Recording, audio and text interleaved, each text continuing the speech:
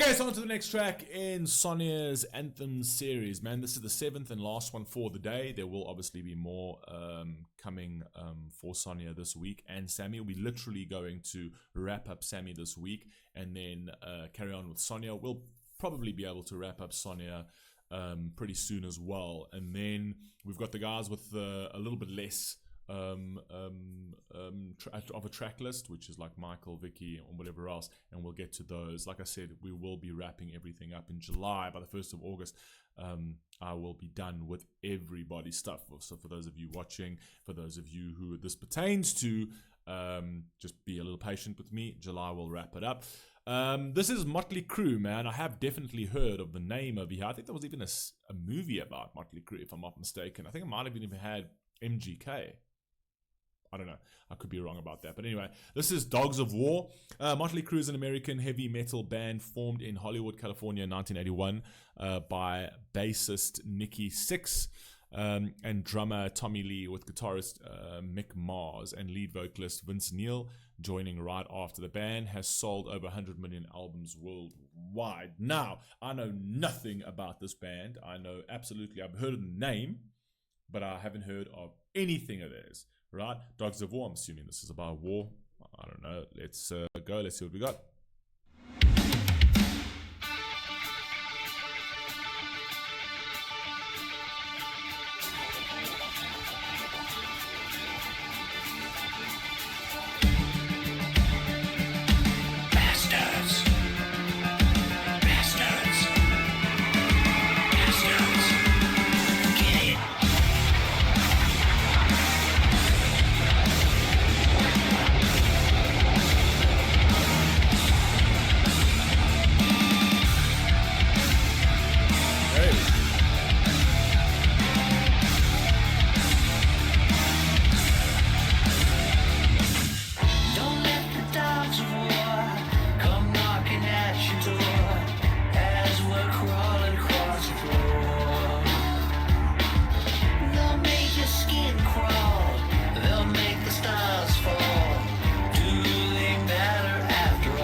This is actually kind of interesting. They had like the pentagram over there, and it's like robotic, and it's also speaking to the age that we're in, which is the technological robotic age, the age of software and the age of hedonism and decadences and distraction, right? It's about getting everybody to sort of like turn away from what's substantive, turn away from what's pure, turn away from real human connections, right? And find sort of entertainment and find their thrills, their cheap thrills, right? In all of these things. Like even the way we speak about war today, like you'd see it in the comment sections over here. It's like almost like people just they push it because they've never seen it. There, people today have never actually been. The majority of people today have not actually been, or the Western world have not been in a war, right? So when they talk of wars abroad, right, they talk about it as if they're playing some video game. There's real people dying, right? Women, children, men that are dying and being killed by very sophisticated fucking weaponry that is completely, utterly clinical in the way they commit murder on an industrial scale. And the way we speak of it is as if we're speaking about a movie. Do you know what I mean? It's crazy how people are so flippant about war, and it's crazy that we've turned this into like it's entertainment now, which is mad. And then obviously you see that played out in the music, you see that played out in the movies, you see that played out in society, you see that played out in social media, and you see the division, and you see all of these distractions, the hedonism, how they try to attract you with just how now, like even women like that have OnlyFans or whatever else, even the way they'll say that's a profession for some odd reason, like, right? And we're talking about like not objectifying women, but we're saying that it's a profession for a woman to objectify herself on OnlyFans, and then for men to pay for that, right? It's hedonistic. It's disgusting at the end of the day. But you'll have those same people that will say that men objectify women, but yet ask for men's money on OnlyFans, Right? It's all about this distraction, and it's it's the narratives and the ideologies have all been turned upside down, and definitions have all changed, and we're living in a sick world of war, decadences, cheap thrills, hedonism, no meaning, no substance, and licentiousness. Anyway, carry on. I do like where this is going. Carry on. Do they matter after all?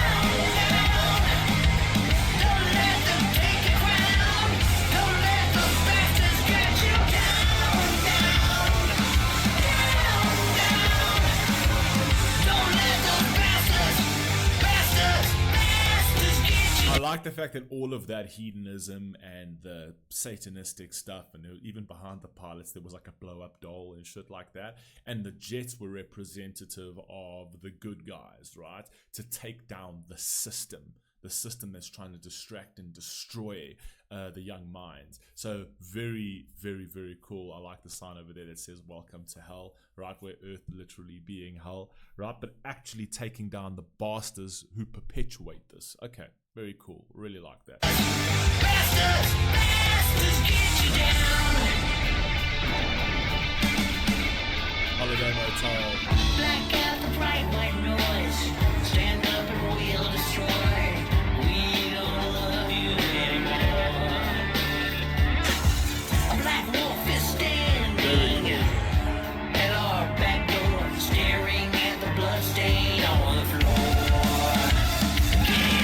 I love that. It's almost like these people are literally sitting there and they're being played by the media. It doesn't matter what network it is. It doesn't matter whether it's left or right. It doesn't matter. It's literally it's the system itself, right? That's just it's being used by both political parties in the United States. I've spoken about it before. They're basically a uni-party. They actually need each other for them to benefit, right? Because when it comes to wars, they sign off on wars very, very, very quickly, right? When it comes to everything else, to further benefit the American people, it will be held up in bureaucracy forever. But because they're not delivering, because they just fail, it's failed policy on failed policy on failed policy. They'll promise you the moon, they'll tell you this is the policy they're going to put in place, and then the policy fails, and then they say, well, we need more power from you so that we can promise you the moon again, and all that kind of vibe. It's just this vicious circle. And then afterwards, when the people start getting to a point where they are frustrated in their government, they literally create this distraction, the smoke and mirrors, where it's like, it's not the people in power that are to blame, it's your next door neighbor that is to blame. Do you know what I mean? It's actually the people that are like you, the people that have the frustrations like you, the people who go to work like you, the people that just want to live a normal life like you. It's their fault. They've created this left and right narrative, this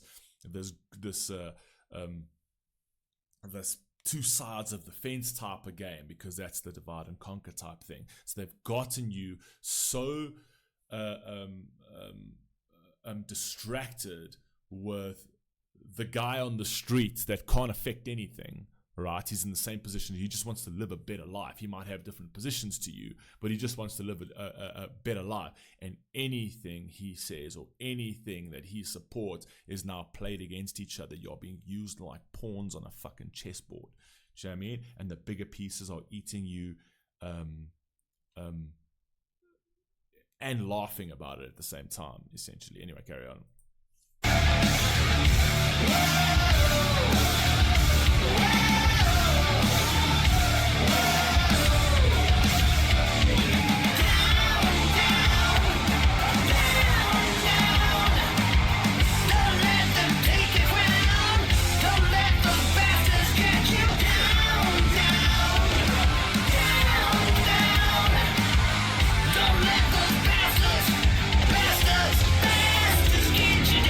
I like how the dogs are actually in their suits, right? So it's basically representative of the corporate world that we live in, right? It's all lobbyists and corporations, high-powered people that run the political system.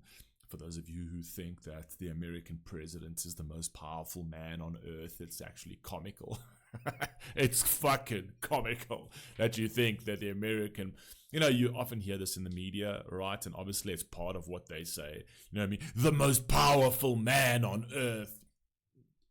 Yeah. yeah, I'm sure. You know what I mean?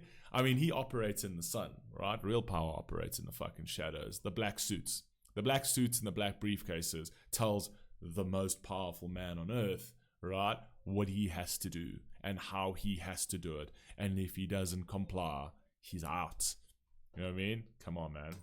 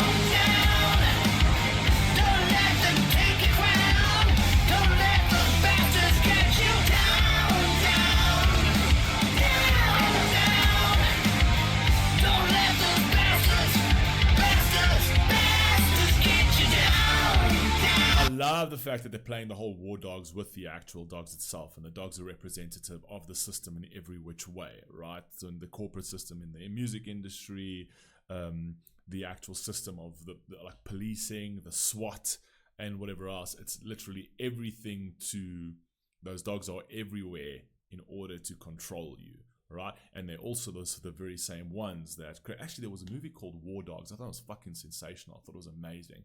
What was it? Was with those two guys, those young guys. Brilliant movie, but it being represented by the actual dogs themselves is actually quite accurate. It adds quite a bit to this. Don't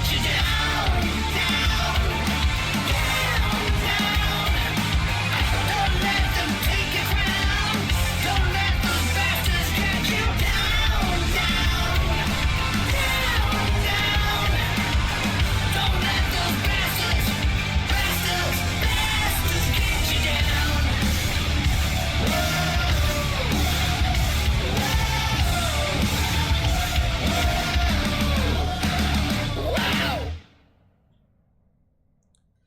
Very cool, very Animal Farm, George Orwell, 1984-esque. I like it. That's pretty cool. This is the first time I've ever heard of anything of theirs, and I actually pretty like. Even though this a couple of months ago would have been a little too hard for me, well, it's not anymore. Funny enough, I actually really like the instrumentation in this. I like the message of this. I like anything that's got that sort of political, dystopian kind. I'm very much into dystopian topics for some odd reason, but. Fire. You guys let me know what you think down below. We will be moving on to Rock Empire shortly. Stay tuned. Peace.